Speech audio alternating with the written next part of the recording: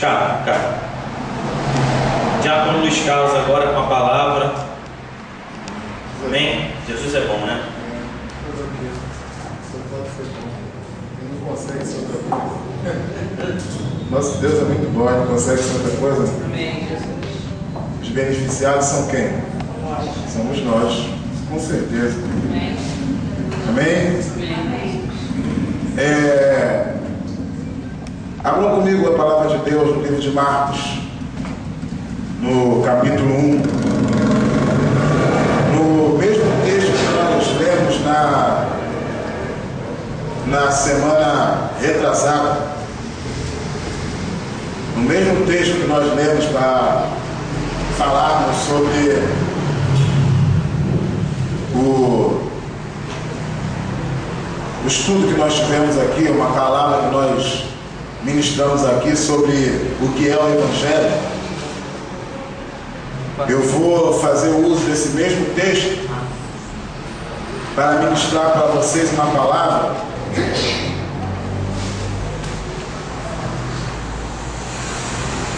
sobre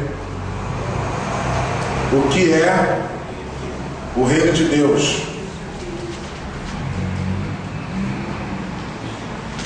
Marcos capítulo 1, versículo 14 em diante. Marcos capítulo 1, do versículo 14 em diante. Todos acharam, amém? Amém. Marcos capítulo 1, versículo 14 em diante, está escrito assim a palavra de Deus. E depois que João foi entregue à prisão, veio Jesus para Galiléia pregando o evangelho do reino de Deus e dizendo: o tempo está cumprido, o reino de Deus está próximo, arrependei-vos e crede no evangelho.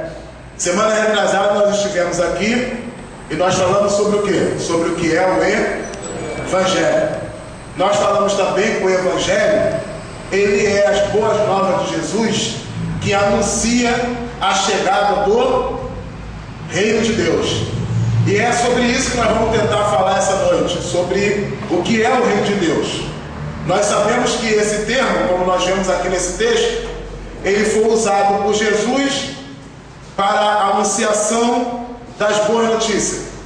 Jesus começa as suas boas novas, as suas boas notícias, ou seja, começa a pregação do evangelho, começa o seu ensino, começa o seu ministério anunciando que o reino de Deus está próximo.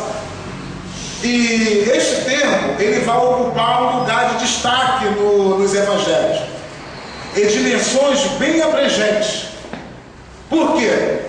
Porque esse termo vai nos mostrar um equilíbrio, ou seja, um equilíbrio que existe entre o reino de Deus vigente e o reino de Deus futuro.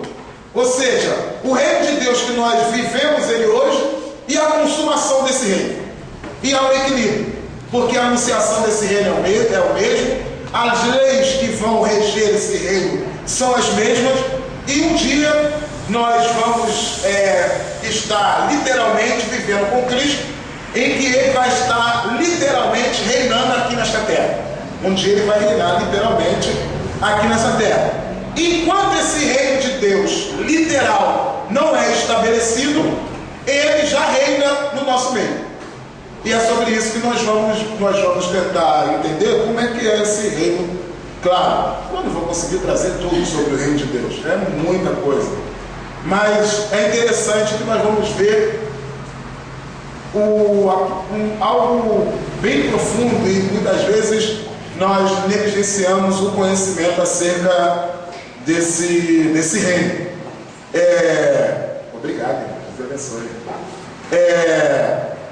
Há a manifestação do poder de Deus no reino presente, mas haverá uma manifestação literal desse reino no futuro. A consumação desse reino literal também se dará em duas etapas, e nós também vamos tentar, se der tempo, distinguir essa diferença desse reino literal que o Senhor vai estar aqui no nosso meio. A dinâmica e a vida e o ministério de um cristão, ele encontra-se na compreensão do que é o reino de Deus. É essencial que a mensagem da igreja, a nossa mensagem, venha estar anunciando esse reino. Vocês vão ver que João Batista começa o seu ministério anunciando a chegada do reino. Jesus começa o seu ministério anunciando a chegada do reino. E quando Jesus Cristo envia os seus discípulos na missão dos 12, ele manda eles dizerem que o reino de Deus já tinha chegado, o reino de Deus vai fazer presente. Então, quem compreende o reino de Deus, o que é o reino de Deus, tem uma vida, tem um ministério, tem uma mensagem mais dinâmica, mais poderosa.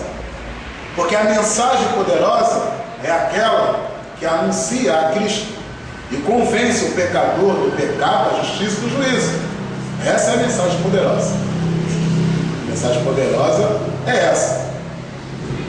Então, em que consiste o reino de Deus? Quais são as leis desse reino? Que tipo de pessoa pertence a esse reino?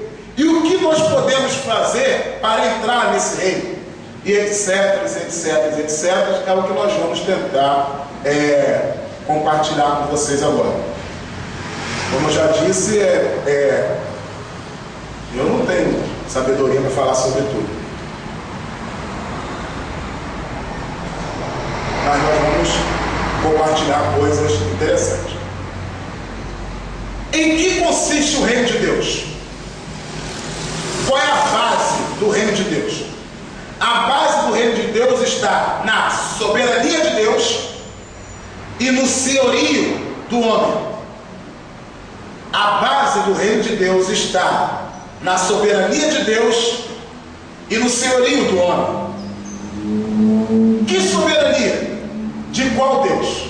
E aí é interessante, porque se nós não conhecermos a Deus, se nós não soubermos quem é Deus, e ainda que seja impossível você saber tudo de Deus, é como eu aprendi e disse para vocês aqui, se alguém tentar examinar as Escrituras para conhecer a anatomia do Altíssimo, nunca vai conseguir.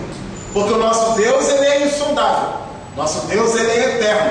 Então, como é que você vai conseguir saber tudo sobre um Deus insondável e eterno?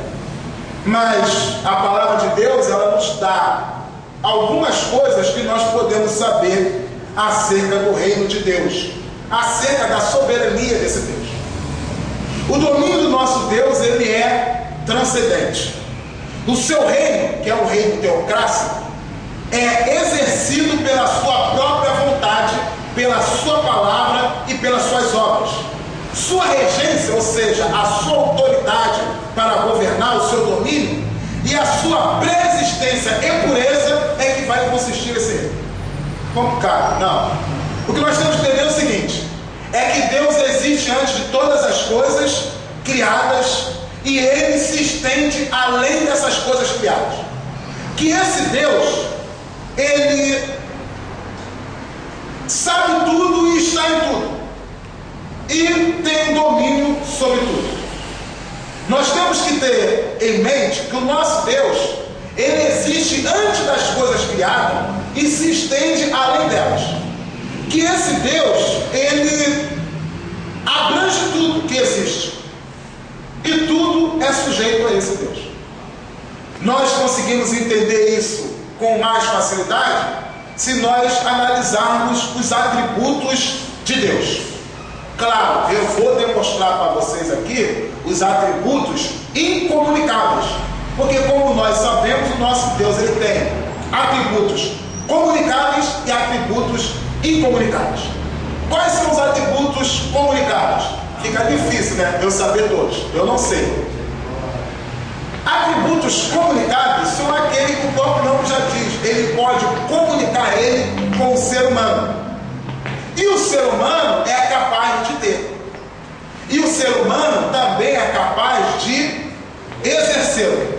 Por exemplo, nosso Deus é sábio. mas o homem também é sábio.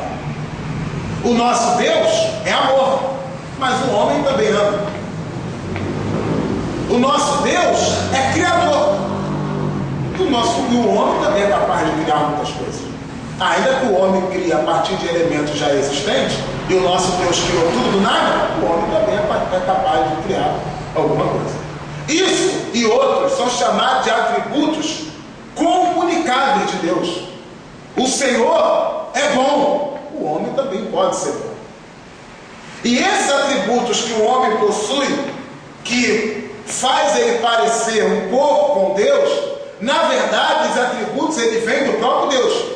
Porque a palavra de Deus vai dizer que toda boa dádiva e todo dom perfeito vem descendo do alto do Pai das luzes, de quem não há dúvida nem sombra de variação. Ou seja, o homem por si só não é capaz de amar, de ser bom, de ajudar, nada disso. Se o homem realiza essas coisas, é a graça comum de Deus derramada à humanidade. Porque existe a graça salvadora e existe também a graça comum. Existem os dons comuns que Deus dá a todos os homens e também existe um dom que o Senhor manifesta para a sua igreja. Nós já falamos sobre essa diferença, tá? Mas também existem os atributos incomunicáveis de Deus. Quais são eles? Unicidade, perfeição, espiritualidade, imutabilidade, onisciência, onipotência, onipresença, eternidade e infinitude. Esses atributos são incomunicáveis, só Deus é. Demonstra a sua natureza. O homem não é capaz de ser. E nós vamos... É importante o seguinte: para que nós possamos entender o reino de Deus, nós temos que conhecer o Senhor desse reino. E essa tem sido a nossa grande questão, é que nós não conhecemos muito bem a Deus. E nós começamos a pautar Deus e limitar a Deus dentro da nossa circunstância e dentro das circunstâncias e dentro dos acontecimentos que nós vemos com nossos olhos. Nos esquecemos que o nosso Deus existe antes de toda a criação e vai além de toda a criação existente. E que o nosso Deus, ele abrange tudo que é gerado, que por ele foi criado e gerado. Mas nós também não podemos cair na doutrina panteísta ou na heresia panteísta de dizer que nosso Deus é tudo e tudo é Deus. Não podemos cair nesse erro. Mas com certeza o nosso Deus, ele se estende além das coisas criadas e ele está em tudo e não tem nada aonde ele não esteja presente, até no inferno. Pelo menos é o que o salmista disse, né? O salmista vai dizer que se ele descesse até o mais profundo do inferno ou do abismo, nem assim se esconderia de Deus, porque lá ele estaria. E é difícil a gente pensar isso, né? Mas o salmista disse. É interessante. Então o nosso Deus, ele tem os seguintes atributos incomunicáveis.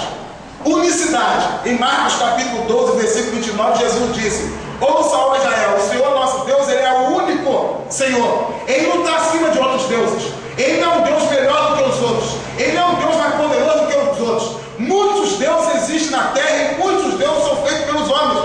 Mas só há um só Deus e um só Senhor. E esse Deus é Jeová, o Pai de Jesus Cristo. Não há nenhum outro Deus na terra. Então foi por isso que Jesus disse: ouça, ó Israel, o Senhor nosso Deus, ele é único. Ele é o único Senhor. Ele não é o Deus mais poderoso do que os outros. Não existe grau de compatibilidade entre Deus e o diabo. Não existe. Ele é Deus. Ele é superior a tudo. Ele é o único Senhor. E muitas vezes a impressão que dá é que a gente coloca Deus como um Deus mais forte a respeito de tudo que está aí. Não há outro Deus. Só há um Deus. E que Deus é esse? Um Deus trino. Um Deus trino. Deus, ele é único, mas ele também é trino. É a doutrina da Trindade.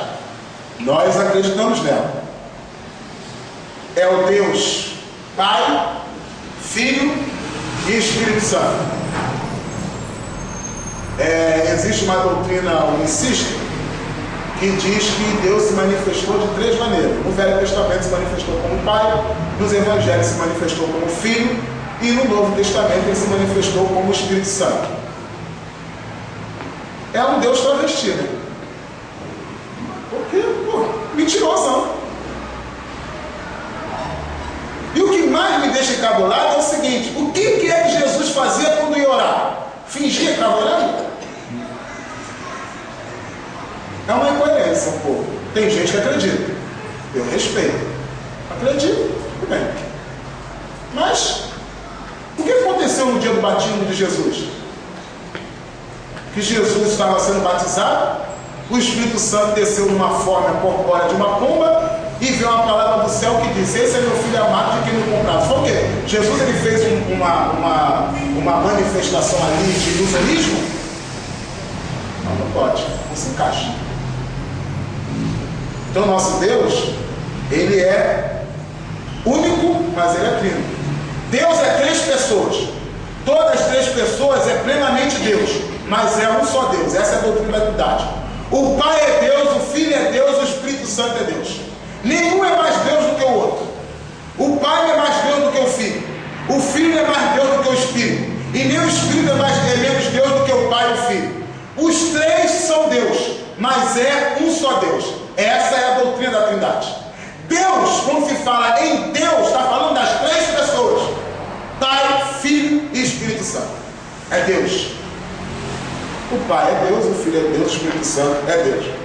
Em Mateus capítulo 5 vai dizer também que o nosso Deus é perfeito.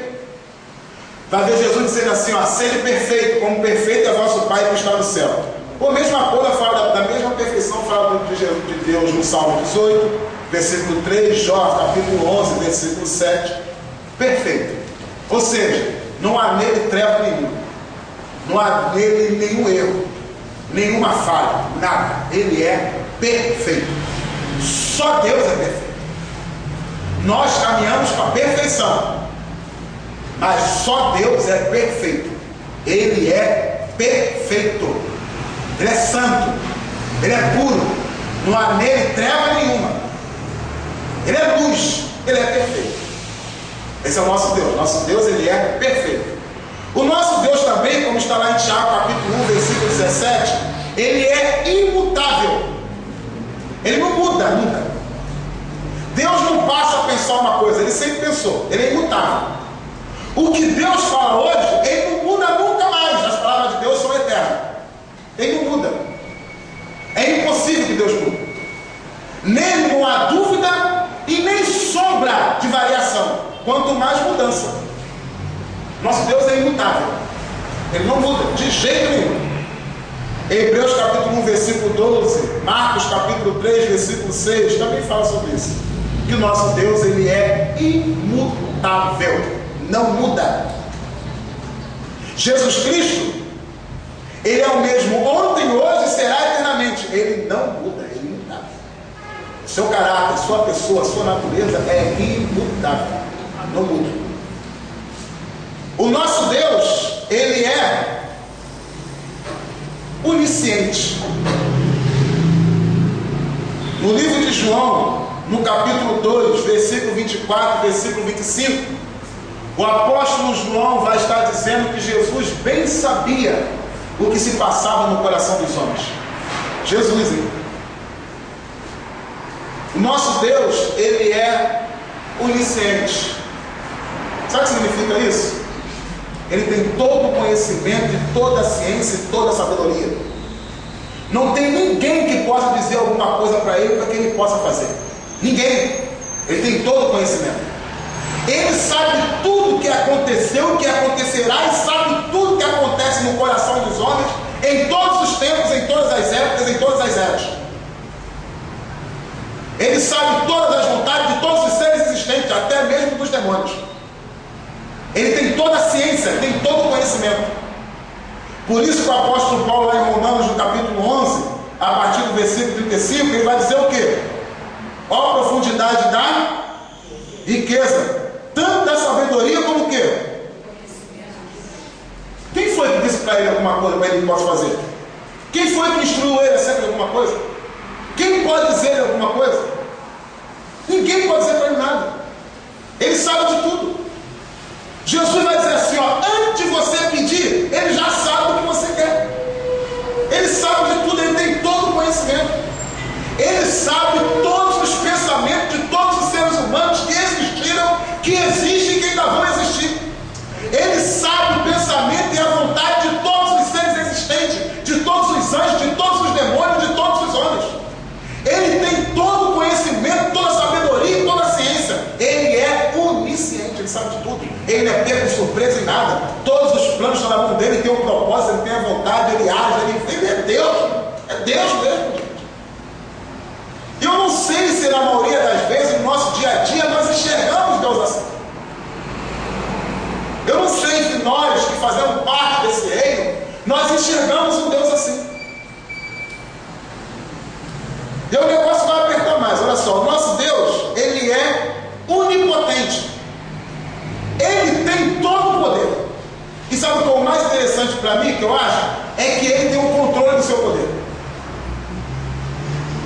Porque o Espírito do Senhor, que estava sobre a face do abismo e disse, haja luz, é o mesmo Espírito que habita em nós e a gente não implode. Já reparou isso? Como esse Deus tem todo o poder ao ponto de se despir da sua glória e vir habitar numa forma de uma criança, ele tem todo o poder. E para mim eu acho que o mais interessante de ser todo poderoso é ter o controle de todo o seu poder. Ele tem o controle do poder. Ele tem tudo nas suas mãos, ele controla tudo, ele é onipotente. É por isso que o apóstolo Pedro vai dizer que ele vai destruir tudo isso aqui, tudo que existe no céu e na terra, ele vai destruir e vai fazer tudo novo. E o próprio Deus e o próprio Senhor Jesus Cristo vai dizendo no Apocalipse, diz assim, ó, eis que eu faço nova todas as coisas. Tem todo o poder. Dá para imaginar um Deus que tem tudo na palma da sua mão? É isso mesmo, tem todo o poder, controla tudo. Às vezes eu, na minha maluquice, ficava pensando, falava assim, pô, será que a gente não é um Playmobil? Você lembra daquele brinquedo Playmobil? Você controlava a cidadezinha toda? Nem assim a gente se compara a Deus. Tá, não está brincando, né? Mas, cara, é incrível isso, cara. Ele tem todo o poder mesmo. Todo o poder. Uma outra coisa que o nosso Deus ele é onipresente. Agora presta atenção. O que vocês acham que é onipresente? Está em todo tempo, em todo lugar, tá? Oi? Ele está em todo lugar, em todo tempo. Ao mesmo tempo. Mas você consegue entender o que você disse nessa última frase? Você disse isso porque você entendeu ou porque você aprendeu e repetiu? Você disse que Deus está onde?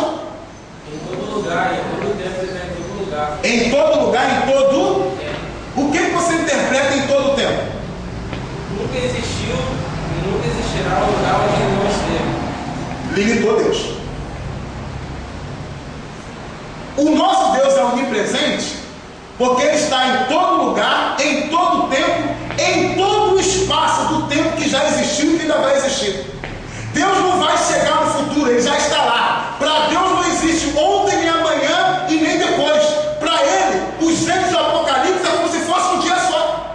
Ele está em todo lugar, em todo tempo, ele não tem limite de espaço. O nosso Deus, ele vive no estado de eternidade e a gente vive no estado de tempo. A gente é que vive no estado de tempo. O nosso Deus vive no estado de eternidade. Por isso que um dos atributos de Deus é que ele também é eterno. Ele é o eterno. Você vai ver que no livro de Isaías, no capítulo 9, versículo 6, vai dizer que Jesus Cristo é o Pai da eternidade. Pai é aquele que gerou. Nem a eternidade ele está sujeito. O que é isso? O nosso Deus está em todo lugar, em todo tempo, em todo espaço de tempo. Porque para Deus não existe tempo. O tempo só existe para o homem que vive no estado de cromo. O Deus vive no estado de kairos, estado de eternidade. A gente não, vive no estado de tempo. Complicado, né? Mas é Deus, né? Vocês vão ver que tem alguns teólogos que vão dizer assim, ó. Quando Deus quis revelar para João o Apocalipse, não revelou, levou ele até o futuro.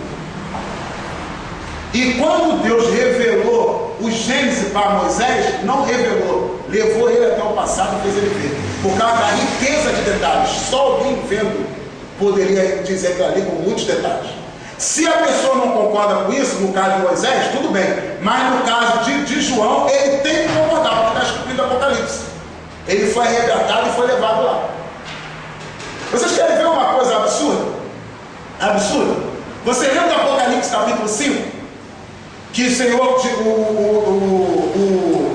o João foi arrebatado no Espírito. E ele apareceu lá perante o trono do Senhor lá, e ele viu como é que era o trono do Senhor, e diante do trono tinha 4 seres viventes, tinha também o que? 24 anciãos. O que representa ou o que é? Tem uns que acham que os 24 anciões são. Tem outros que os 24 anciões representam. Independente de ser ou representa, olha o que João viu. João viu 12 anciões que representam ou são os 12 patriarcas de Israel, e ele viu também 12 anciões que representam ou são os 12 apóstolos. Dentro de representou ou são, João viu ele mesmo lá na glória. Ou você nunca reparou isso? Porque a pessoa pode até achar que representa, outros podem até achar que são, mas representando ou sendo, uma coisa tem que concordar. João viu os 24 anciões, e um daqueles anciões ou era ou representava ele. Acabou. O que foi que aconteceu lá no Monte da Transfiguração?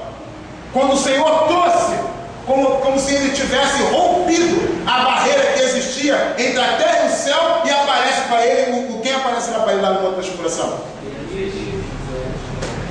Interessante, né? Porque os mortos não vêm de lá para cá e daqui para lá, mas os caras esqueceram que nenhum dos dois morreu. Porque o Senhor falou que Moisés não ia ver a terra prometida, mas não disse que ele morreu. Moisés foi recolhido para morrer, e para Deus diz que o Senhor recolheu Moisés. Recolheu. A gente acredita que morreu porque o Judas vai falar na carta dele que o Senhor escondeu o corpo de Judas para que Satanás não pegasse, porque Satanás queria usar o corpo de Moisés para fazer um negócio lá para de água lá. Então o que acontece? Tem lá, mas o negócio é que não tinha nada. Ninguém nunca foi. Não. Ninguém vai achar. Como também não vai achar a arca da aliança, não achar nada. Então o nosso Deus, ele é onipresente, sabe por quê? Porque todas as coisas estão nu e patente diante dos seus olhos. Amigo, presta atenção numa coisa, irmãos. Quando a Bíblia fala toda, não é muito. Toda é toda. Se a palavra de Deus diz que todas as coisas estão nuas e patentes diante do nosso Deus, é todas as coisas, tudo está ali, nu e patente diante dele. Porque ele é onipresente. Ele está em todo lugar ao mesmo tempo. Ele não só sabe tudo o que aconteceu, tudo o que acontece e tudo o que acontecerá. Ele não só sabe tudo o que se passa no coração de todos os seres existentes. Ele está em tudo que aconteceu, e tudo que existe, e tudo que vai acontecer. Para ele, já aconteceu. Tanto aconteceu que ele já relatou no livro do Apocalipse, até o final, o juízo do novo céu, nova terra e tudo. E o nosso amigo João, inspirado pelo Espírito Santo, nosso amigo e irmão, ele não tinha como uma palavra humana relatar algo melhor do que aquilo, e já viu que é difícil para muita gente entender aquilo ali. Então nosso Deus, ele é onipresente. Como nós dissemos também, nosso Deus, ele é eterno. Mas o nosso Deus também, ele é infinito. Infinito quer dizer que o nosso Deus abrange tudo. Ele é maior do que tudo que existe. Ele é maior do que tudo que existe. Por isso, nós vou dizer a vocês, nós não podemos cair na doutrina panteísta de dizer que tudo é Deus e Deus é tudo. Mas o nosso Deus é infinito. A infinitude de Deus quer dizer que ele é maior do que tudo. E aí, o pastor Ariovaldo Ramos vai dizer uma coisa interessante, que eu já tinha o conhecimento desse atributo de Deus, sobre a sua infinitude, que eu li isso num livro de teologia sistemática há pouco tempo. E eu estava um dia desse também ouvindo o pastor Ariovaldo Ramos, e ele disse uma coisa interessante. Ele disse que nós existimos em Deus. Tudo que existe, que acontece, é em Deus. Porque vocês vão ver que o apóstolo Paulo vai dizer isso em Atos 17. Por ele nós vivemos, nos movemos e existimos. É dentro dele. Não dá para a gente entender isso mesmo, não. Porque ele abrange tudo. Ele está além do que tudo. Ele é maior do que tudo que existe. Porque esse negócio que é muito difícil a gente entender, o nada, por exemplo, o nada não existe. Porque Deus sempre existiu. Nós temos a ideia de eternidade a partir de um ponto. Ou seja, algo existe e pode durar eternamente. Está além do nosso entendimento imaginar algo que sempre existiu. Sempre existiu. E o nosso Deus é assim, ele sempre existiu. O nosso Deus é eterno. E é infinito, abrange tudo. Dentro disso, nós existimos. É como se Deus desse um espaço para a gente, para que nós possamos existir. Então, na doutrina da graça, que eu ouço muita gente pregar e vejo algumas coisas sobre isso, vai mostrar que a graça de Deus já começou desde o momento em que Ele cede o espaço dele para que as coisas possam ser existentes. A partir daí já começa a graça. Não começa na redenção nem no projeto da nossa redenção. Esse Deus que nós servimos, Ele abrange tudo que existe e Ele sempre existiu, porque Ele vive no estado de eternidade e nós vivemos no estado de tempo. O tempo que nós conhecemos é uma gota dentro do oceano da eternidade. O tempo é como se fosse uma gota dentro do oceano da eternidade. E essa gota dentro do oceano da eternidade, o nosso Deus dividiu ela em períodos probatórios, que nós chamamos de dispensações. É triste ver uma pessoa falar assim: não, eu estou na dispensação de Deus. Isso não é brincadeira, isso é algo sério. Ele não sabe nem o que está dizendo. Ele não sabe nem o que está dizendo. As dispensações são períodos probatórios em que Deus, dentro desse espaço que Ele cedeu dele para a gente, Ele interage com o homem.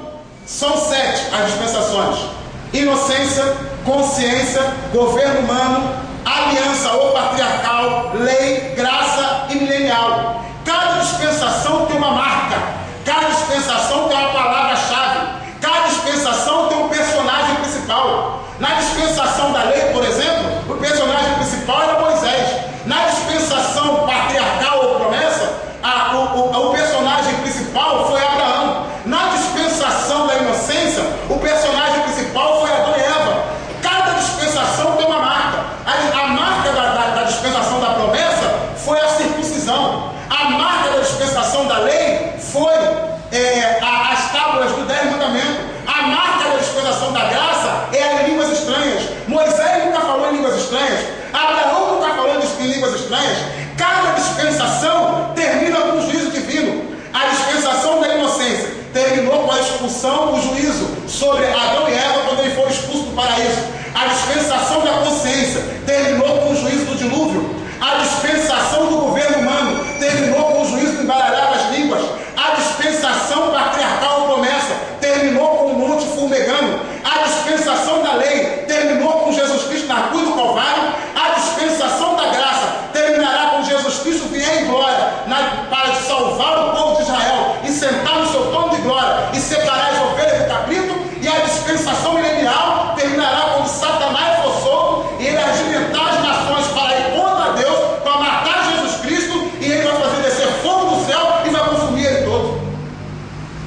Não é brincadeira isso? A pessoa está falando, eu estou na dispensação. Que dispensação você está? Ele sabe nem que é dispensação, não sabe nem qual é a diferença de dispensação e de período dos gentios. Ele pensa que é a mesma coisa. Os períodos dos gentios começou quando o povo de Israel foi levado cativo para a Babilônia, e vai terminar juntamente com o período da graça, quando Jesus Cristo veio em glória. Mas a dispensação da graça começou quando Jesus Cristo veio pregando o Evangelho, principalmente com a sua morte na cruz. Isso não é brincadeira. Isso não é brincadeira, porque ela está pensando, a gente não tem ideia do que é o reino de Deus. Dentro desse estado de eternidade, de infinitude, o nosso Deus abre um espaço para que o ser humano possa viver, se mover e existir. E dentro disso que nós conhecemos com o tempo, o Senhor interage com o homem em períodos probatórios que nós chamamos de dispensações.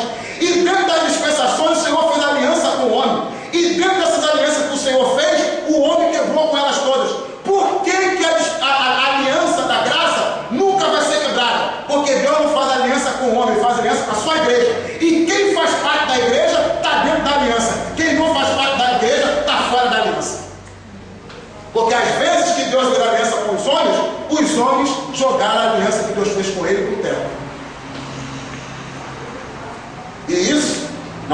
vendo só o nosso Deus que é soberano, que é o Senhor do reino, para que nós possamos entender a abrangência desse reino. Deus, Pai, Filho e Espírito Santo, pela sua própria vontade e de forma criativa, decide e estabelece os desígnios do seu reino. Faz tudo isso pela sua palavra, do seu poder. É incrível isso. Que o nosso Deus não faz esse esforço que eu fiz aqui para poder falar essa parte. Criou todas as coisas de maneiras megatômicas pela palavra do seu poder. Como está escrito, disse logo tudo se fez, ordenou e todas as coisas foram criadas. E aí, nós vamos entender que, para nosso próprio entendimento, para que nós possamos entender, é o que o escritor de Hebreus vai falar. Pela fé nós cremos que Deus criou todas as coisas do nada. Não é nada que nada existe, não existia elemento para ele criar. Vamos ver que outras coisas que o Senhor criou, ele cria a partir de elementos já existentes. Mas mesmo assim proclama-nos. Por isso que ele diz: desçamos e façamos o homem a nossa imagem e semelhança. Macho e fêmea o criou. E disse: domina sobre a água do céu. Aí depois, lá em Gênesis capítulo 2, vai estar relatado como ele fez isso que ele proclamou antes. Isso que muita gente não consegue entender. Porque está relatado uma parte, depois em dois, repete de novo, depois de novo. Ele vai lá e ali vai estar relatado como é que foi essa criação que ele relatou lá. Isso que ele fez lá no sexto dia. Como é que foi? Porque no sexto dia ele não criou, ele só proclamou. Pelo menos é o que nós dá para entender. Eu não vou entrar nesse assunto de gênero porque... Então disse e logo tudo se fez. No livro de Hebreus, no capítulo 1, por exemplo, vai dizer assim, ó: sustentando todas as coisas pela palavra do seu poder. Deus não faz tudo o que nós queremos. E nem Deus, ele faz tudo o que deve.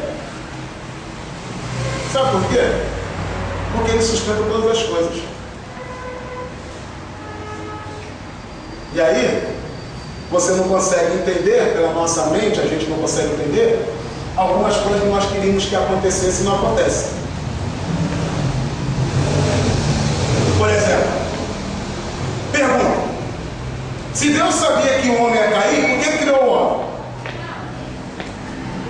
Pergunta: se o mal entrou no mundo, por que Deus não destruiu o mal? Mas pergunta interessante deve fazer, né? Eu acho uma resposta que eu ouvi que é interessante acerca do mal é o seguinte, que a gente pensa assim, né? Pô, há tanto mal no mundo, por que Deus não acaba logo com o mal logo? Né? A gente não faz a pergunta? Quem já fez a pergunta assim, ou já pelo menos pensou nela? Acho que todo mundo. Principalmente quando nós somos vitimados. Né?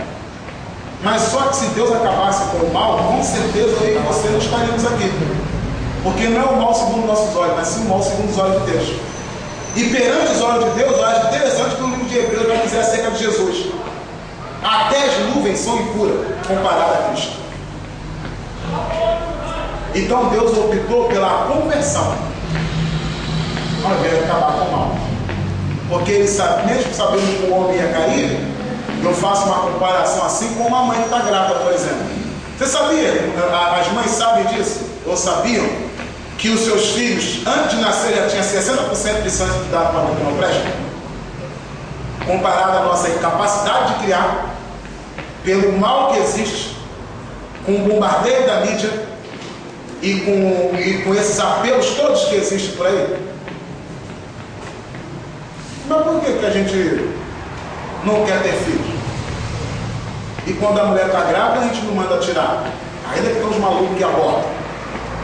E depois que nasce, quem dá prova na cabeça e não mata? São 3 opções. Não vai dar para o que não presta mesmo. O próprio Salomão vai dizer, no livro de Eclesiastes, que o homem cria o filho com todo zelo e não sabe se no futuro ele vai ser tolo ou justo? Não tem como saber, mas você investe. Você não tem como saber. Vê a palavra do filho pródigo, por exemplo. Um dia desse eu vi um maluco aí dizer que o problema da palavra do filho pródigo era o pai, que teve 2 filhos que não prestavam. E a palavra do filho pródigo vem justamente para dizer que nem todo pai que presta tem filho que presta. E nem todo filho que presta tem pai que presta. E a recíproca também é verdadeira. E a palavra do filho pródigo é Deus. Como é que o problema da palavra do filho pródigo é o pai que não presta? Você entendeu o negócio? Sabe por que a gente não faz isso? Porque a gente ama antes de nascer. Amém. Deus nos amou antes de criar. E antes de nos criar, Ele já preparou a nossa redenção. Antes de nos criar, Ele já viu e Ele já sabe, Ele já está lá na celebração em que nós vamos estar sendo apresentados como noiva de Cristo. Esse dia para Deus já aconteceu. E eu tenho a impressão que as coisas para Deus acontecem mais de uma vez. O que vai acontecer para a gente vai acontecer, sei lá, mas isso é doideira, não dá para pensar nisso não. Está ali no nosso entendimento mesmo, mas é doideira, não é? Porque para Deus já aconteceu isso, e aí? Agora, para a gente não aconteceu ainda, vai acontecer. Será que para Ele acontece de novo? Eu não tenho como responder isso. Mas uma coisa é certa, por que Deus nos fez? Porque Ele nos amou. Como nós vimos aqui, quando nós estudamos aqui sobre o Evangelho, porque Ele fez uma promessa na eternidade com o seu Filho. Nós não vimos isso aqui na semana retrasada? Então nós sabemos o porquê da salvação e o porquê do homem ser criado. Entendeu? Então, irmãos, todas quantas promessas há nele, são por Ele o sim e por Ele o... Ele faz tudo pela sua palavra. Pela sua palavra Ele criou, pela sua palavra Ele sustenta, e pela sua palavra Ele cumpre as promessas que Ele mesmo fez. Todas quantas promessas é palavra. Há nele, são por Ele o sim e por Ele o amém. Ou seja, a ordem e a consumação. Ou seja, assim seja, vai acontecer, é Ele mesmo. Ele faz tudo pelo poder da sua palavra. É muito poderoso. É o nosso Deus mesmo. Mesmo é assim, Ele é assim mesmo. Eu acho que, ainda que tenha muita coisa para falar sobre o reino de Deus, gastar o nosso tempo entendendo quem é esse Deus, fica muito mais fácil você entender o reino. Entendeu? Foi o que o Senhor advertiu para o povo de Israel. Vocês querem um rei? A vida de vocês vai ser dele. Reparou que o povo de Israel, quando o rei caiu para um lado, o povo ia juntinho? Eu acho que nós devemos conhecer o nosso jeito. E é interessante que o Saul foi o rei escolhido pelo povo e Davi foi o rei escolhido por Deus. A escolha de Deus sempre é melhor, né? E olha que Davi não foi perfeito, hein? A escolha de Deus sempre é melhor. Uma outra coisa que nós devemos ver é os nomes de Deus. Vai expressar quem Ele é. Existem os nomes de Deus que vai mostrar a sua pessoa no sentido benevolência relacional com o homem. Não estou falando aqui da doutrina relacional, não, essa heresia podre que está aí invadindo as igrejas aí. Mas, como diz Jeová Rafá, é o Senhor que te sara. Então, quando houve essa questão e houve a cura, então Jeová Rafá. Jeová Jirê é o Senhor que provê. Entendeu? Jeová Tsiqueno, Senhor justiça nossa. É que o meu hebraico é cariocaio. Jeová Sabote, o Senhor dos exércitos. Por quê? Porque pelejou a sua causa. Jeová Nissi, o Senhor é minha bandeira, vai na frente. Mas existem nomes de Deus que vai dizer quem Ele é, sua natureza. Por exemplo, Adonai significa Senhor, o Senhor que governa todas as coisas. Elohim é a forma pluralizada do nome de Deus, significa plenitude do poder criativo. Quando está escrito em Gênesis 1, 26, o termo usado na Gênesis 1, 26 é Elohim. Ele disse Deus, Elohim, desçamos e façamos o homem a nossa imagem e semelhança. Para dar para entender, mais ou menos, não dá para entender, é como se dissesse assim, ó: o deuses. Está certo essa pronúncia? Não, mas é assim. Ele é um único Senhor, mas são 3 deuses. 3 pessoas, que são plenamente Deus, mas não é 3 deuses, é um só Deus. Então esse termo Elohim é uma forma pluralizada do nome de Deus, que vai dar o significado do seu poder criativo, da onipotência de Deus. É a Trindade. El Elyon significa Deus Altíssimo. El Shaddai é o Deus que é suficiente. Eolam é o Deus eterno. Emanuel, Deus conosco. E Jeová, que significa o verbo, o ser, o eu sou. Jeová. Ele é Deus, é Senhor. Esse termo Jeová vai falar acerca do Deus que é presente, passado e futuro. Então, esse termo vai dizer Jeová.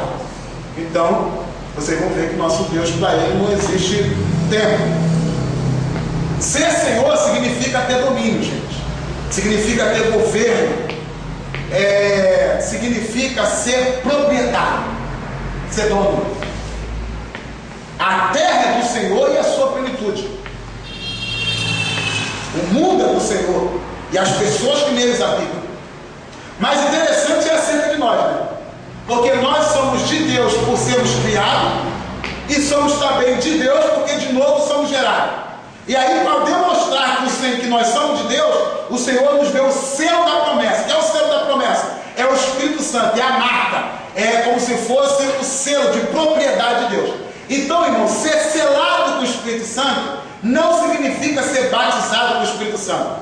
O termo selo do Espírito significa ser propriedade de Deus. Propriedade de Deus. Selo é aquele carimbo que coloca para dizer que você é propriedade de Deus. É o que o apóstolo Paulo vai dizer em Efésios capítulo 1, versículo 13. Que o Espírito Santo, ele é o selo da promessa e o penhor da nossa esperança.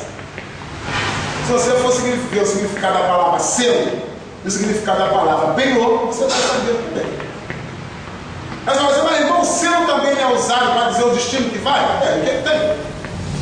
E qual é o seu destino? Nem para o céu? Por isso que Jesus Cristo é o penhor.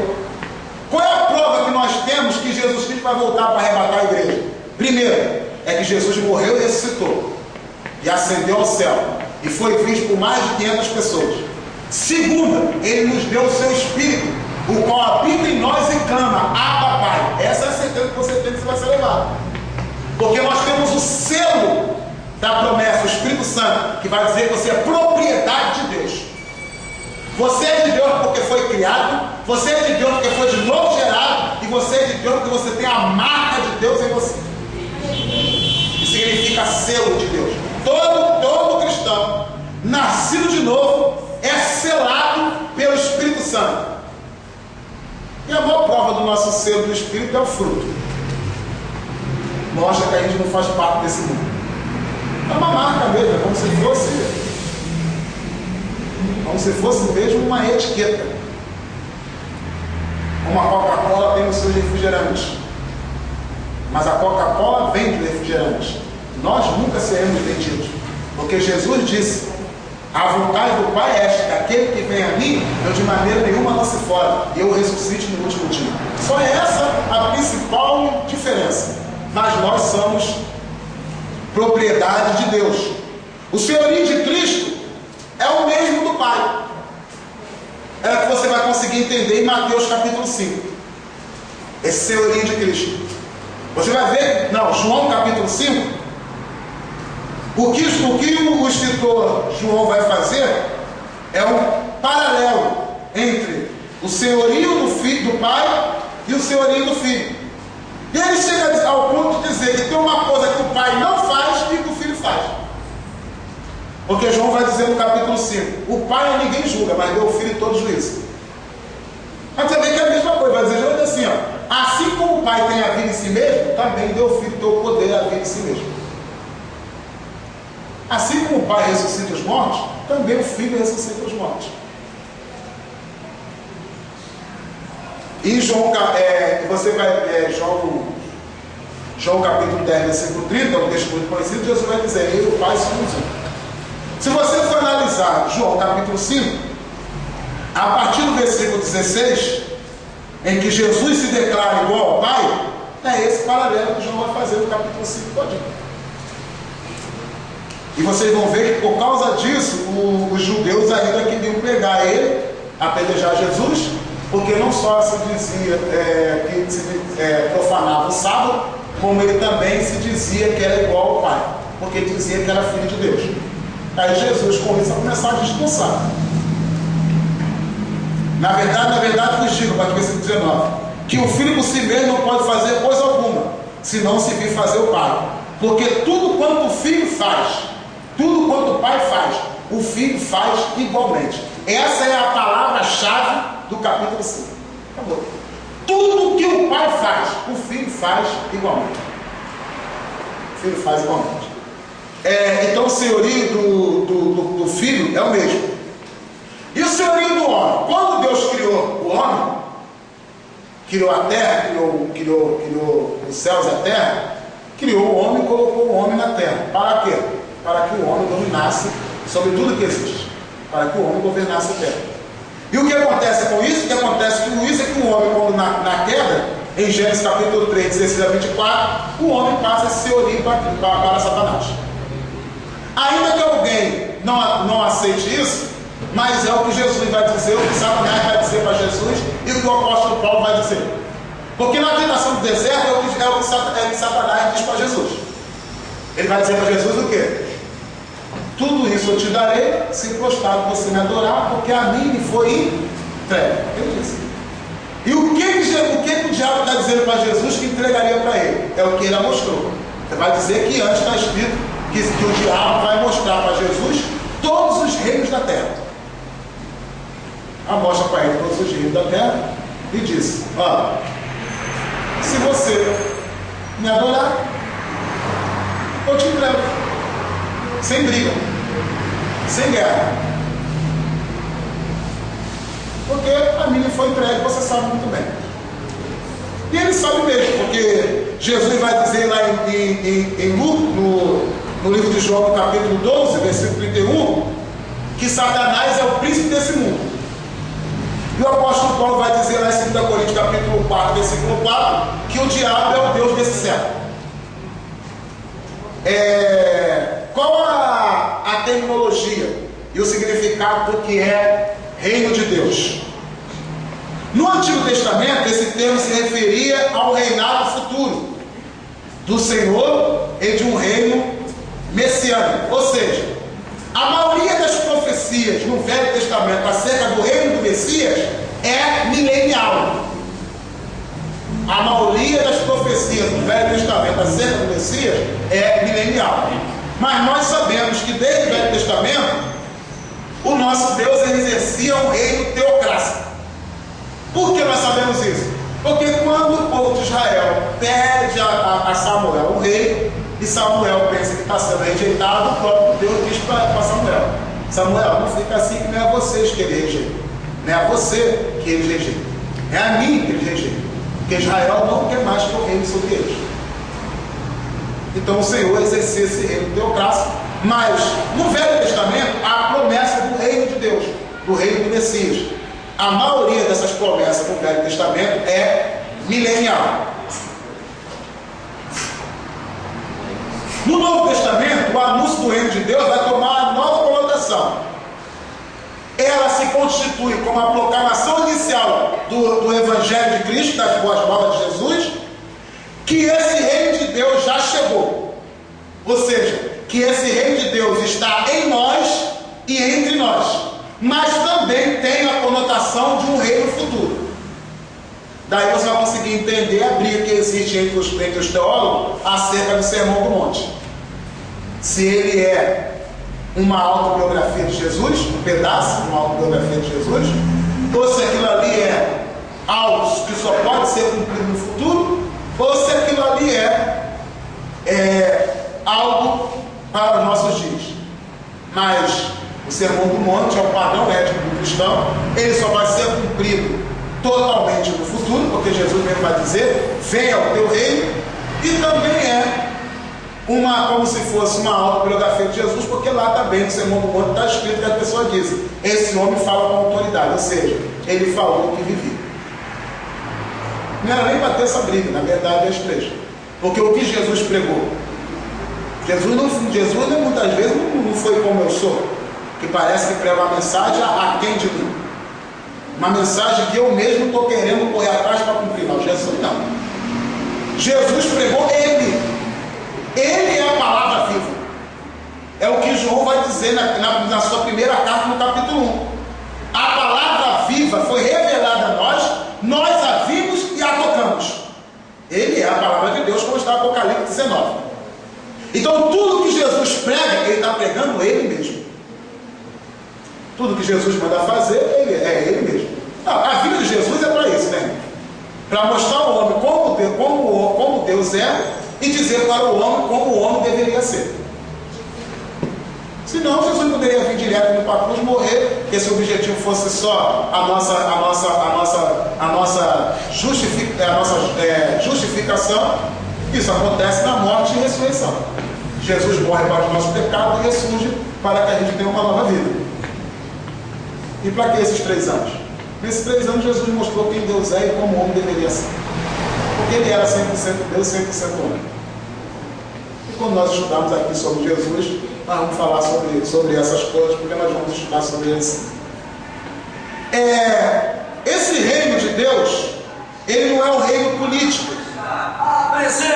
E nem é uma emenda das outras religiões. Foi o que Jesus vai dizer. Que não se coloca remendo de pano novo em vestes velhas.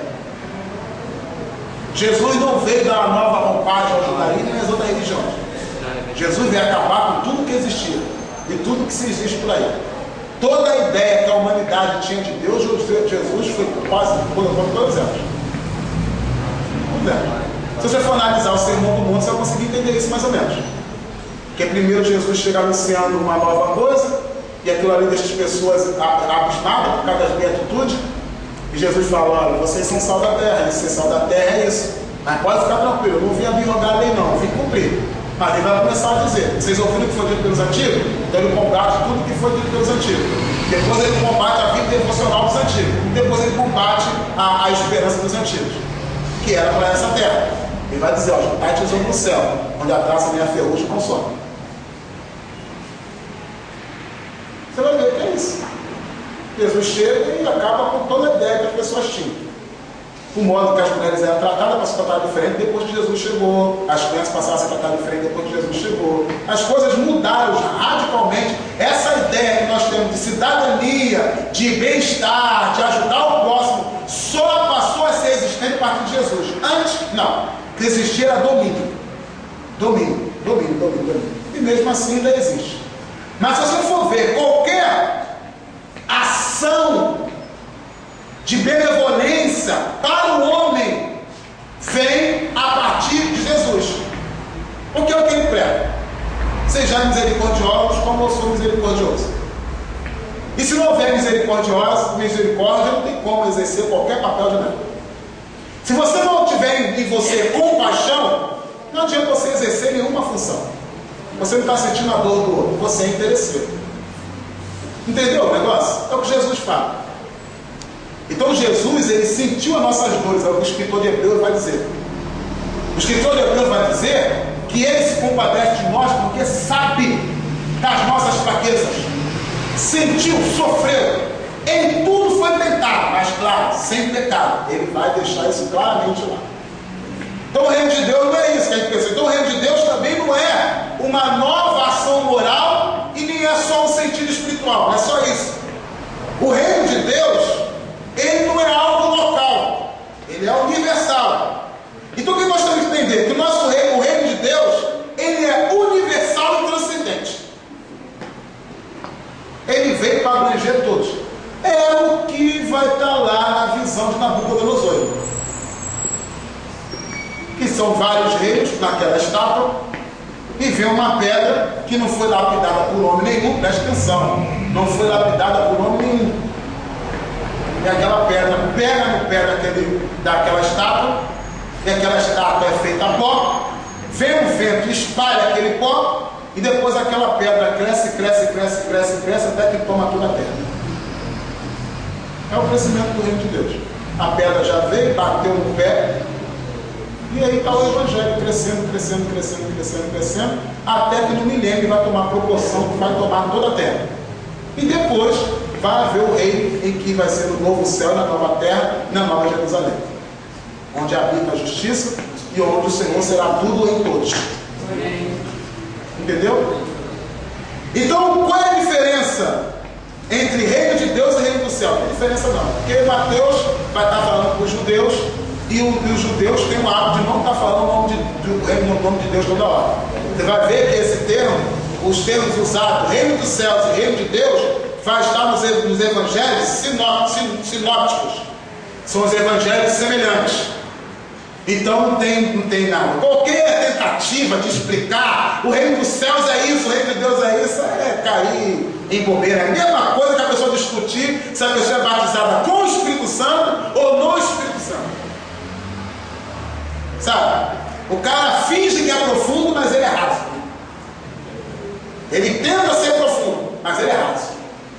Entendeu? Então discutir reino do céu e reino de Deus é o mesmo texto. No mesmo texto que está lá em Mateus, fala reino do céu e reino de Deus. Agora, o interessante é que no livro de João, o termo usado é mais no sentido de vida eterna, no Evangelho de João. Mas João também fala de reino de Deus, como está lá em João capítulo 3. Mas o apóstolo Paulo vai dar essa conotação de reino de Deus em Cristo. Vós que está em Cristo. Esse reino é assim, é Cristo mesmo em nós, esperança da glória. É Cristo em nós, entre nós, é Ele ali. Entendeu? É essa conotação que ele dá. Quais são os aspectos do reino de Deus? Nós já vimos que o reino de Deus ele não é terreno. Tem gente que quando vai explicar o reino de Deus, explica assim, faz uma comparação entre o mundo, por exemplo, dizendo assim, no reino tem rei, aí Jesus é o rei. No reino tem sul, aí nós somos o sul. No reino tem lei, não, tudo bem, é isso mesmo. Só que nós devíamos prestar mais atenção na parte do reino que Jesus disse assim, o reino de Deus não vem com aparência humana, ou seja, não é igual esse reino que está aí. E nem vocês vão dizer, ou ele é aqui ou ele está ali. Porque o reino de Deus, ele está em vós e entre nós. Então, quais são os aspectos desse reino que está em nós e entre nós? Primeiro, o reino de Deus é uma realidade espiritual. Jesus disse o que em João, capítulo 18, 36? O meu reino não é deste mundo, não é o reino do mundo, gente. Então, querer, dá até para tirar algumas coisas que a gente vê no reino do mundo e botar ali para poder explicar o reino de Deus. Mas o reino de Deus, bota isso na nossa cabeça, ele não é deste mundo, não é. João capítulo 8, versículo 36.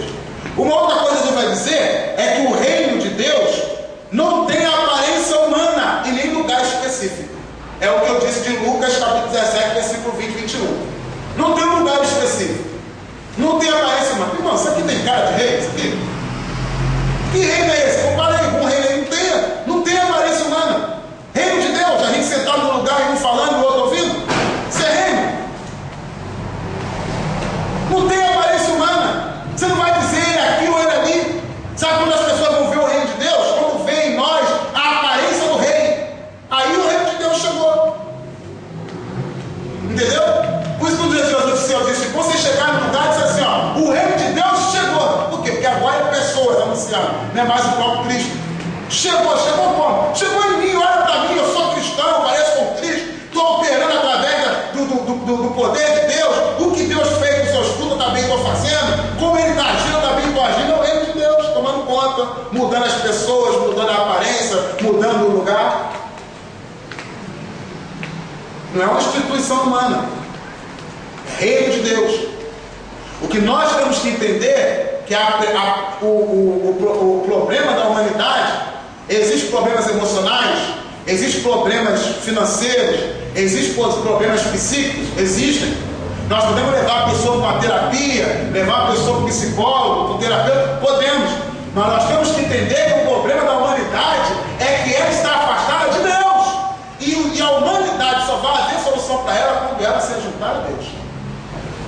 Mas nós podemos fazer uso de qualquer outra coisa para poder também, porque tudo é de Deus. Se é bom, é de Deus.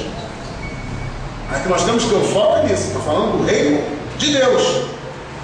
O reino de Deus não consiste em persuasão humana, mas em virtude. É o que o apóstolo Paulo vai dizer, porque o reino de Deus não consiste em palavras, mas em virtude. O que significa isso? É que as leis do reino de Deus, as palavras de Deus, são vivas, são eficazes e são transformadoras. Não é igual a lei dos homens. A lei dos homens são palavras. São palavras, mas não são cumpridas. A lei de Deus não, se ela for cumprida, ela é transformadora. O reino de Deus não há dominadores. Todos são súditos. Todos são súditos. Vamos ver lá em Mateus capítulo 20, versículo 25 a 28. Mateus capítulo 20, versículo 25 ao 28.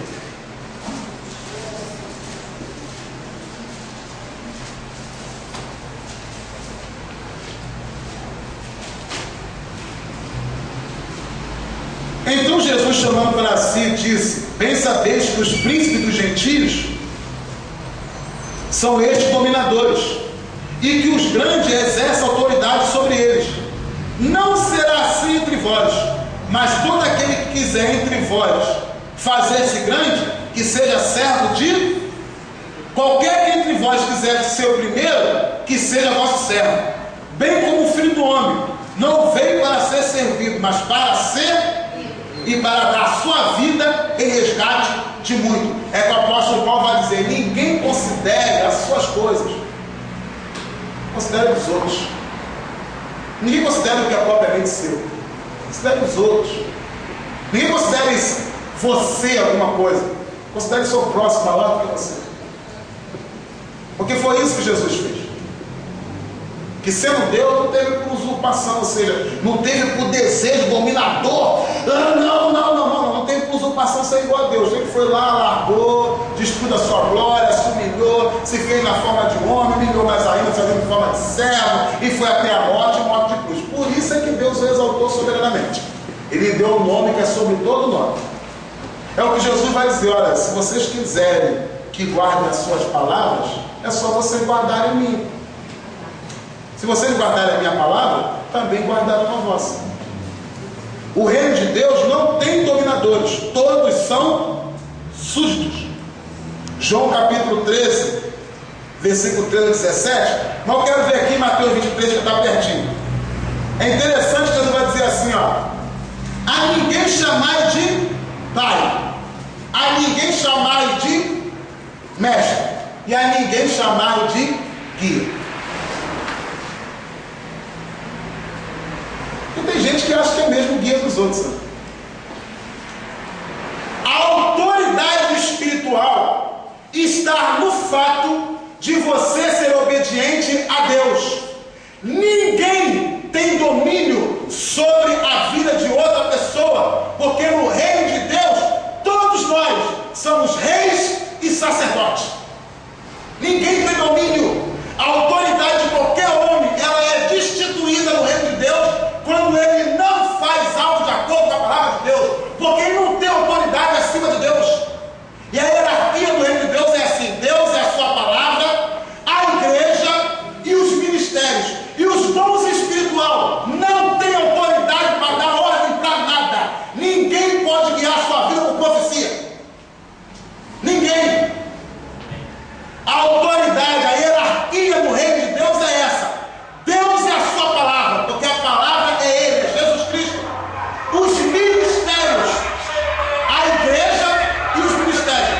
Por que eu falo que a igreja e o ministério? Eu sou assembleano, não sou congregacional. E por que eu falo a igreja e o ministério? Por causa daquele fato que aconteceu com Pedro, que ele falou para o gentio, pregou para o gentio, e a igreja chamou ele para prestar conta, e ele foi prestar conta para a igreja. Pelo fato também do apóstolo Paulo, que andaram dizendo que ele dizia outras coisas, e a igreja chamou ele para prestar conta. Aí já estou em Atos capítulo 15, e ele foi prestar conta para a igreja. Os ministérios não têm autoridade sobre a igreja, porque Deus não vai arrebatar o ministério, ele vai arrebatar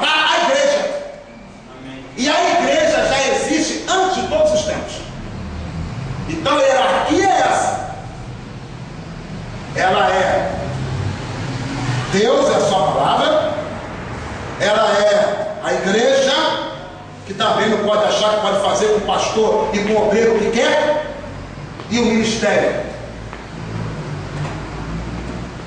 Se nós seguíssemos a palavra de Deus, não haveria diferença entre as denominações, não haveria questões na nossa casa e não haveria litígio entre os irmãos, porque todo problema no reino de Deus é problema de falta de conhecimento e de cumprimento da palavra. Esse é o problema do reino de Deus. O reino de Deus, a sua palavra, que é a solução para o reino, ela também é o problema para o reino, quando ela não é cumprida. Gente, não precisamos inventar nada, não precisamos criar nada, é só ser imitador de Cristo. Esse é o problema. Uma vez eu perguntei, irmão, se Jesus estivesse aqui, ele é bom cara da tua igreja, ele faria isso que você está fazendo? Pregaria essa mensagem que você está pregando? Iniciaria essa campanha que você está iniciando? Irmão, pensa nisso, você é representante de Cristo para fazer o que Jesus faria, não nova visão. Nova visão é essa o quê? Que se Jesus estivesse aqui, não faria? Essa visão não pode ser de Deus, porque Deus não se contradiz. Nós já vimos que nosso Deus é imutável. O que Ele disse no passado, Ele não muda nunca mais. Entendeu o negócio? Só que dá trabalho, ó, aplicar isso aqui e esperar frutificar para dar resultado. Tem maneiras mais rápidas de atrair as pessoas para cá. Claro, né? Voltar aqui que ninguém aqui faz isso. Mas é a realidade por aí. Tem maneiras mais fáceis. E eu vou falar com vocês, irmão, falo com muito temor. Tem mensagem que esse pessoal prega aí que eu não precisaria nem da Bíblia para poder pregar. Na carne eu prego o que eles pregam.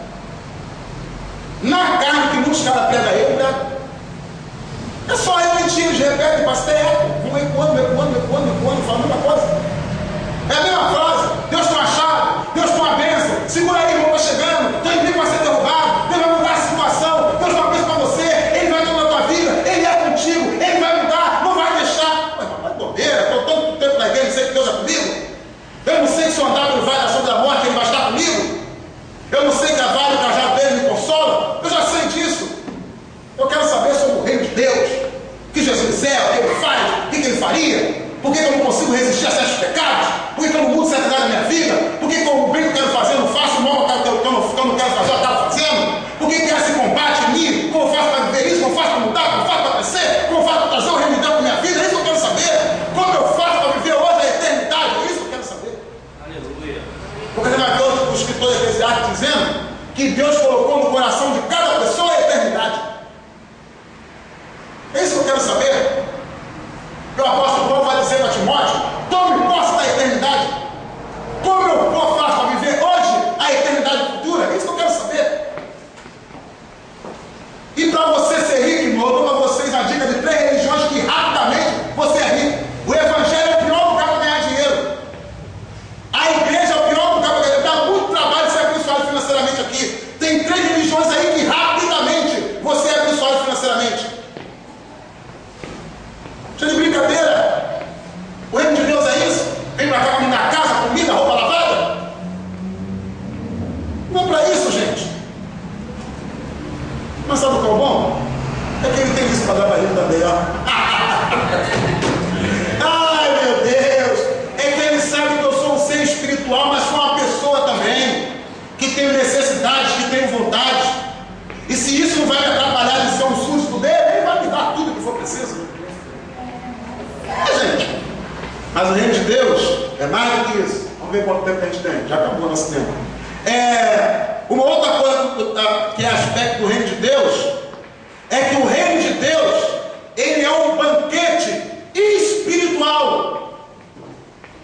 É o que a palavra de Deus vai dizer em Gálatas capítulo 5, versículo 22. Romanos capítulo 14, versículo 17. Que o reino de Deus não é comida e nem bebida, mas paz e alegria no Espírito Santo. É um banquete espiritual. Entendeu? Paz e alegria no Espírito Santo. Aí você reparou que paz é um dos elementos do fruto do Espírito? E quando você lembra em banquete de reino, a primeira imagem que você vê com você é de uma travessa cheia de fruta, e que o reino de Deus é comparado a um fruto. Banquete espiritual, Gálatas 5:22. Isso que é o reino de Deus, é ser cheio do fruto do Espírito. E olha que o termo lá não é frutos, é fruto. Fruto é o reino de um fruto só, que tem vários elementos, o fruto, como uma tangerina, né? Tem vários bons, entendeu? Você vai ver lá em Gálatas 5:22, está escrito lá: o fruto do Espírito não está dizendo os frutos do Espírito são, entendeu? Aí vai dizer lá 9 elementos do fruto do Espírito. É esse banquete espiritual, paz, alegria no Espírito Santo, ou seja, o Espírito, o fruto do Espírito. Romanos 14, paz e alegria no Espírito Santo. Qual é as condições para fazer parte desse reino? Primeiro, arrependimento. Mateus capítulo 3, versículo 1 ao 2. Jesus disse que as pessoas devem se arrepender. Sem arrependimento, não tem como se fazer parte desse reino. Segundo, nascer de novo. João capítulo 3, versículo 5. Foi o que Jesus disse para Nicodemos: aquele que não nascer da água do Espírito não pode entrar no reino do céu. Terceiro, ser como uma criança. Foi o que Jesus disse em Mateus capítulo 18, versículo 1 ao 4. Se vocês não vos converterem como uma criança, de maneira nenhuma entrareis no reino do céu. Quarto, que busca as coisas espirituais em primeiro lugar. É o que Jesus vai dizer em Mateus capítulo 6, versículo 3. Buscai primeiro o reino de Deus e a sua justiça, e depois as demais coisas vos serão acrescentadas. Outra coisa, aqueles que a sua justiça excede a dos religiosos da sua época. E aí a gente pega. Porque os espíritas são melhores do que a gente em muita coisa. E Jesus vai dizer em Mateus capítulo 5, versículo 20, que se a nossa justiça não exceder dos escribas e fariseus hipócritas, de maneira nenhuma nós vamos entrar no reino do céu. Uma outra coisa para a gente fazer, que é necessário para fazer parte do reino de Deus: os que não amam a riqueza. É o que está lá em Marcos capítulo 10, do versículo 23 ao 25. Marcos capítulo 10, do versículo 23 ao 25, é aquele caso do jovem rico. E o que Deus vai dizer? Como é difícil um rico entrar no reino dos céus. É porque o apóstolo Paulo vai dizer, e o próprio Jesus disse, é porque põe a sua confiança na incerteza da riqueza. Começa a faltar que a sua vida vai estar cheia de júbilo, de alegria, que é bem-aventurado significa feliz, se você conseguir aquilo que você deseja. E vai ser frustrado. Porque eu conheço um montão de gente, até eu mesmo, que pediu coisa de Deus, pediu, Deus deu, e depois chegou na hora, não era isso. Porque não satisfez, sabe? Tem um cara que diz que o vazio do homem é do tamanho de Deus.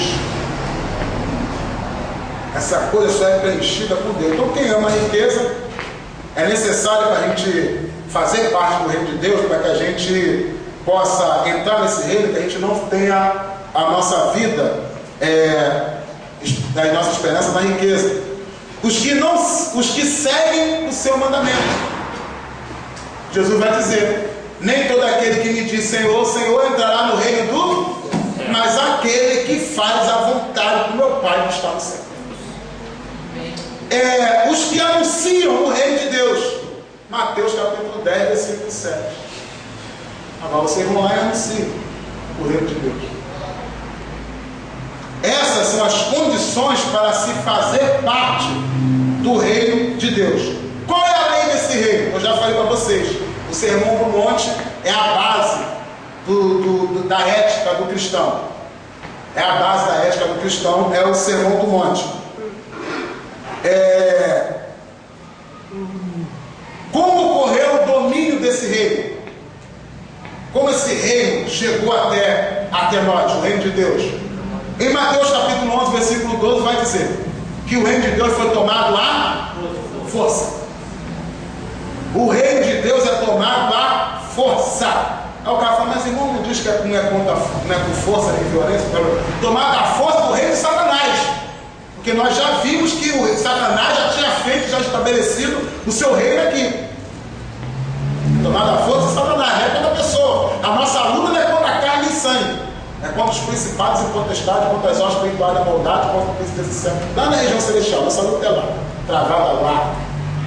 E as nossas armas não são naturais, elas são espirituais. É o que o apóstolo Paulo vai dizer, porque as armas das nossas milícias não são carnais, mas sim poderosas em Deus para a destruição das fortalezas. Nós já vimos que Satanás tinha estabelecido um reino aqui na terra, um domínio, e ele tentou de tudo para impedir a chegada desse reino. É interessante que Apocalipse capítulo 12, do versículo 1 ao 6, tem um resumo dessa tentativa de Satanás de impedir o surgimento do Messias. Na ocasião da tentação de Jesus, ele também tentou impedir o estabelecimento desse reino. Por quê? Porque o que Satanás tenta fazer ali é uma proposta, uma aliança. O que Satanás tenta fazer ali com Jesus é uma aliança. Olha, eu sei que tu é o filho mesmo, foi enviado mesmo por ele. Também sabe que ele não entregou por ele. O homem. Então, para que a gente vai brigar? Para que briga? Você dá uma postadinha só, uma só, rapidinho, é uma só. E eu pego todo esse reino e te entrego. Então, deu. Tu vai reinar mesmo.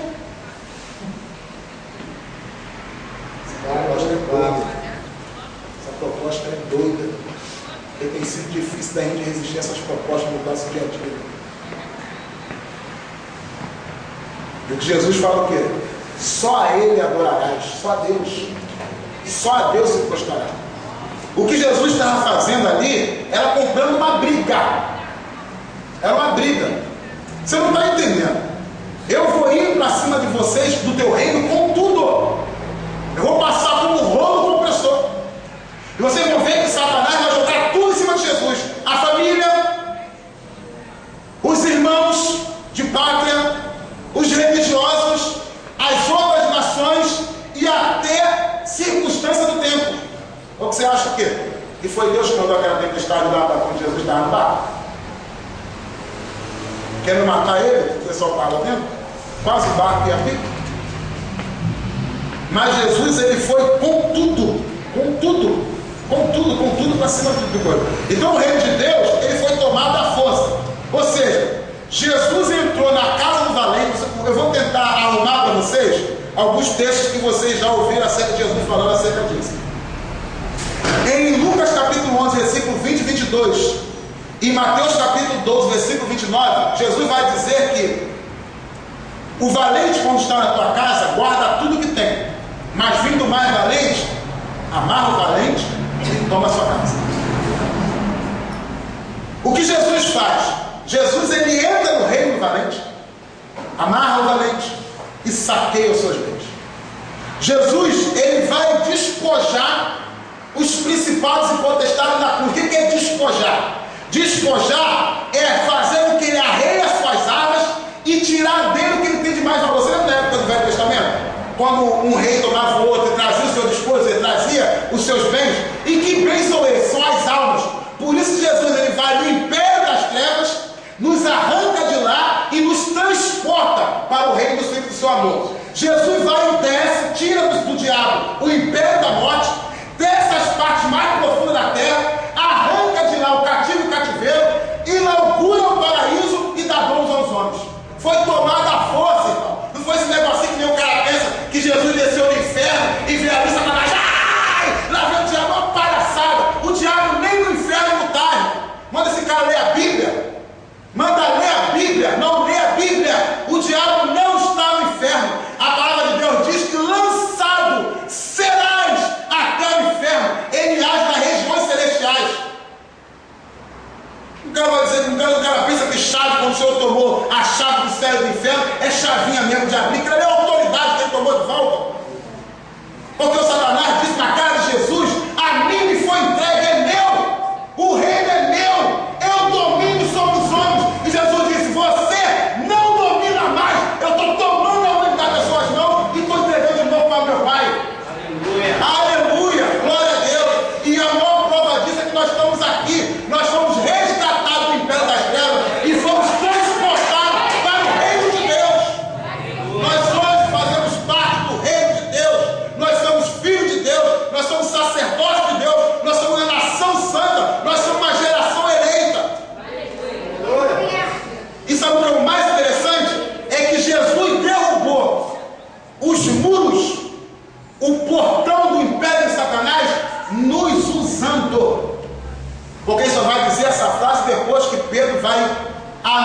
anunciar, ou seja, vai revelar da parte do Pai que Ele é o Cristo. Ele vai dizer assim: eu te digo que tu és pedra, e sobre esta pedra edificarei a minha igreja, e as portas do inferno, por quê? Porque ele já tinha feito já o reino, não prevalecerão contra a minha igreja. Tem gente que pensa o quê? Que era uma porta que Satanás vinha se defender. Não era isso não, irmão. Porque naquela época, se você for ver, pelo menos se você assistiu o filme de Troia, você vai conseguir entender isso. Que a maior força bélica de defesa dos reis naquela época eram os muros fortes que eles construíam e os muros que eles colocavam. As portas. E o que Jesus fez? Jesus meteu o pé na porta e derrubou o reino do diabo. Não pediu conta para ele, não. Para com essa mania de ficar achando que Jesus e o diabo têm comparação. Não tem grau de compatibilidade. O diabo não é inimigo de Deus, é inimigo do homem. Não existe grau de compatibilidade entre Deus e o diabo. Para com isso. O que Deus faz, o diabo faz, é agir nas brechas que nós deixamos. Na minha vida e na sua vida. Então é tão misericordioso que ele lembra que nós somos pó e nem deixa o diabo fazer sempre o que quer. Mas ele está sempre lá nos acusando. Está sempre lá nos acusando. Mas também está lá nos acusando, mas Deus também está lá apontando. Homens e mulheres de Deus. Ah lá meu servo, ah lá minha serva, ah lá meu servo, ah lá minha serva, que não nega meu nome, que ama o Evangelho, que está lutando, que está lutando, que está lutando, que está lutando, e vai chegar no fim. É isso. Que medo do diabo é esse que as pessoas têm? Vamos parar com essa diabose, com essa invocação do demônio. O diabo está mais localizado entre muitas igrejas do que o próprio Jesus e o próprio Deus entre os seus querubins. É uma diabose, invocação do demônio toda hora. A maioria das coisas que acontecem com a gente são falhas nossas mesmo.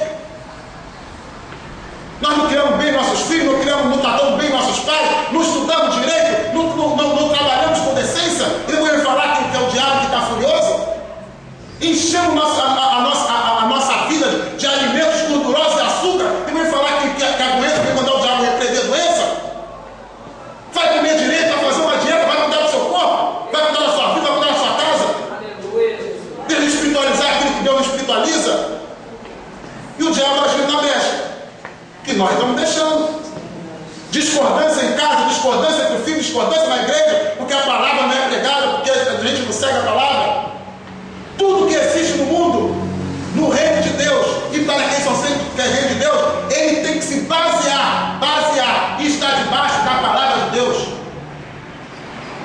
Se a sabedoria humana contra a palavra de Deus, é loucura. É loucura de homem. É isso que nós temos que pensar. O reino de Deus é isso.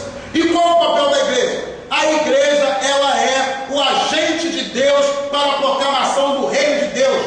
Tudo que Jesus fez aqui no corpo, Ele quer que a igreja faça. Por isso que nós somos o corpo de Cristo e os seus membros em particular. Assim como Jesus andou pela terra fazendo bem a todos, livrando todo o inimigo do diabo, porque Deus era com ele, assim nós temos que andar na terra, fazendo bem a todos e livrando todo o inimigo do diabo. Eu ouvi um dia desse na igreja dizendo que há uma briga na igreja por causa das cestas básicas que são distribuídas para quem não é crente. Medíocre.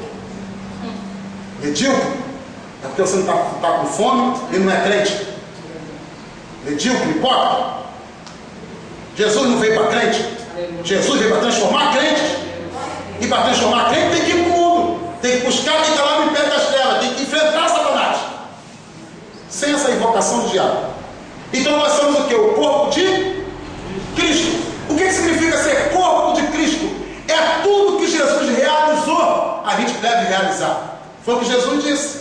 O que Jesus disse? Que ele ia para o Pai e que nós fazíamos obra maior do que ele fez. E está falando isso para a igreja. E também está falando isso acerca da pregação do Evangelho. Porque é a única coisa que o texto se encaixa. Porque ninguém fez mais milagre do que Jesus. O apóstolo Paulo na tempestade não parou a tempestade nem andou por cima do mar. E é a pessoa que a gente mais conhecemos como o melhor representante de Jesus como homem que já existiu. Pelo menos é que a igreja considera. E aí, o que é que esses homens fizeram mais do que Jesus fez? A proclamação do Evangelho. A primeira vez que o apóstolo Pedro pregou o Evangelho, 3.000 almas se converteram. Depois, mais de 5.000 almas. Depois não dava mais para se contar. Jesus ficou restrito à região da Judéia. O apóstolo Paulo vai dizer no livro de Colossenses que não há nenhuma carne debaixo do sol que não tinha ouvido falar do Evangelho. Em 30 anos, mais ou menos em 30 anos, eles pregaram o Evangelho para o mundo todo. Ao ponto que fala assim, vocês não estão entendendo. Não é que eles sabem da existência de Jesus. Não tem nenhuma carne debaixo do sol que não tenha ouvido falar do Evangelho. Do Evangelho. Fizeram mais do que Jesus. Isso aí eles fizeram. E Jesus disse: é porque eu vou para o Pai e vou enviar o Espírito.